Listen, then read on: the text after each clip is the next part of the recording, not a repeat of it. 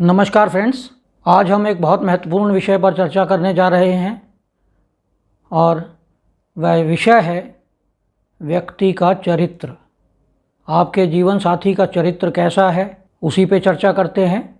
और सबसे पहले हम बात करेंगे मंगल की।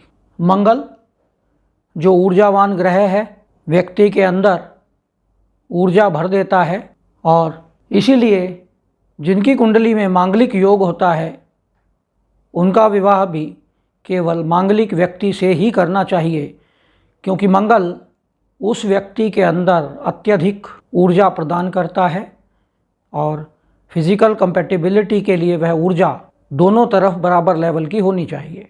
यदि मंगल लगन में होता है तो लगन में बैठकर सप्तम भाव को देखता है, आपके विवाह के स्थान को, जिसके कारण सप्तम भाव बहुत अधिक उत्तेजित हो जाता है, एग्रेसिव हो जाता है।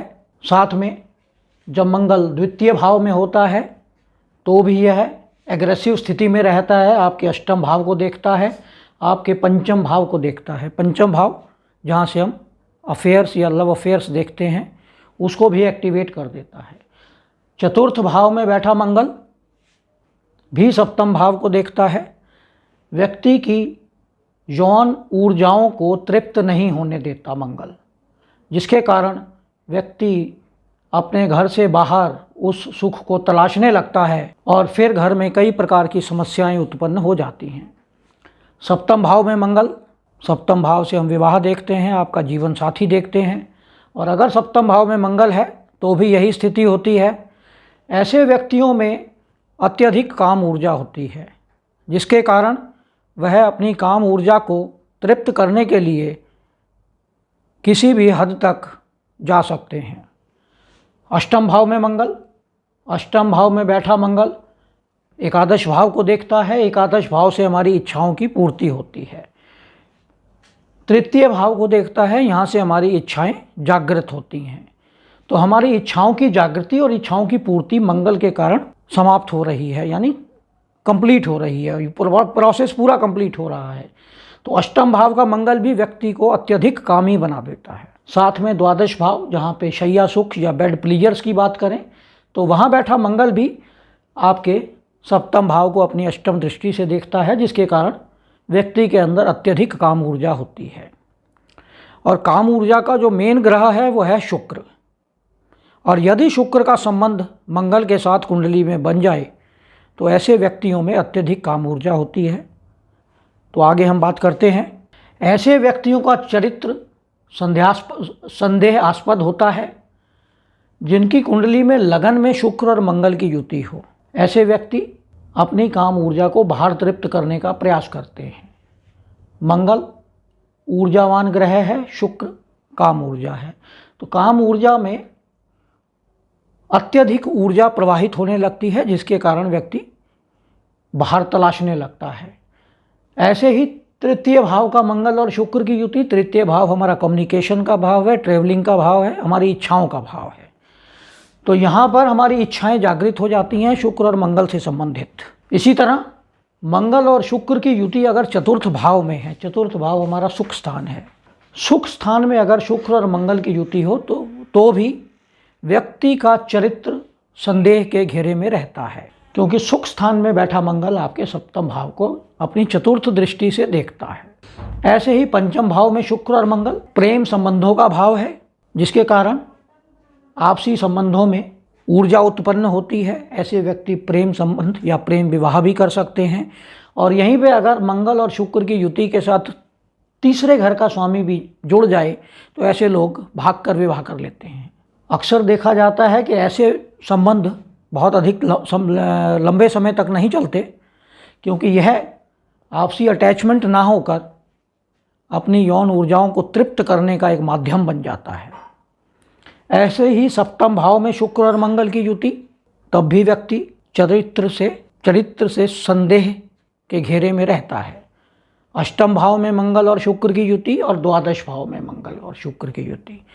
यह नंबर जो लिखे हैं ये नंबर आपकी कुंडली में कहीं भी हो सकते हैं, लेकिन मंगल और शुक्र की इन्हीं भागों में स्थिति होनी चाहिए। अब हम बात करते हैं, यदि शुक्र पर मंगल की दृष्टि हो, शुक्र लगन में हो सप्तम में हो, शुक्र तृतीय भाव में हो, पंचम भाव में हो, अगर इनके ऊपर मंगल की दृष्टि पड़ जाती है तब भी शुक्र एक्टिवेट हो जाता है, शुक्र एग्रेसिव हो जाता है, शुक्र सुख को बाहर तलाशने लगता है। उग्र होने के कारण एग्रेसिव मोड में आ जाता है शुक्र जब इस पर मंगल की दृष्टि पड़ती है।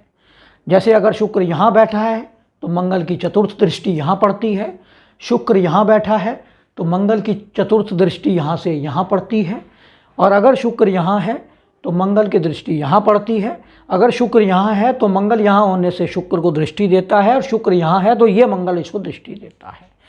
कहीं भी मंगल और शुक्र की युति या आस्पेक्ट या दृष्टि या कोई भी संबंध अगर आपस में बनता है तो ऐसी स्थिति में चरित्र संदेह के घेरे में रहता है। एक और सूत्र की बात कर लेते हैं। यदि शुक्र पहले भाव में हो, व्यक्ति सुंदर होता है, अट्रैक्टिव होता है। अगर शुक्र लगन में हो, सौंदर्य प्रिय होता है, सुंदरता को चाहने वाला होता है। ऐसी स्थिति में अगर मंगल और शनि दोनों सप्तम भाव में हो तो निश्चित रूप से ऐसा व्यक्ति अपनी यौन ऊर्जाओं को तृप्त करने के लिए किसी भी हद तक जा सकता है। वह किसी भी अपने से लोअर कास्ट के पर्सन के पास भी जा सकता है, स्त्री हो या पुरुष हो, कोई भी हो सकता है। उसका संबंध अपने से लोअर कास्ट के साथ निश्चित रूप से, या लोअर लेवल के लोगों के साथ, मजदूरों के साथ, मेड के साथ, इस तरह के संबंध अक्सर देखे जाते हैं। अगर शनि और मंगल का संबंध शुक्र से बन जाता है। ऐसे ही मंगल और शुक्र और राहु अगर इनकी युति अष्टम भाव में या द्वादश भाव में हो जाती है तो भी व्यक्ति चरित्र को खो बैठता है। चरित्र उसका स्वच्छ नहीं होता, संदेह के घेरे में रहता है, और राहु होने के कारण लो कास्ट वुमेन या लो कास्ट मेन के साथ ऐसे लोगों के संबंध होते हैं। किसी भी लेवल तक के लोगों के साथ इनके संबंध हो सकते हैं। द्वादश भाव हमारा शैया सुख है, बेड प्लीजर्स हैं, इनको तलाशते हैं हम राहु जैसे लोगों से। और यहाँ पर अष्टम भाव हमारा छुपा हुआ ज्ञान है, छुपी हुई विद्या है, या जो काम हम छुप के करते हैं वो है। और राहु मिस्टीरियस प्लैनेट है, तो ऐसे मिस्टीरियस लोगों के साथ इनके संबंध हो सकते हैं। एक और सूत्र की बात कर लेते हैं। चंद्रमा हमारा मन है।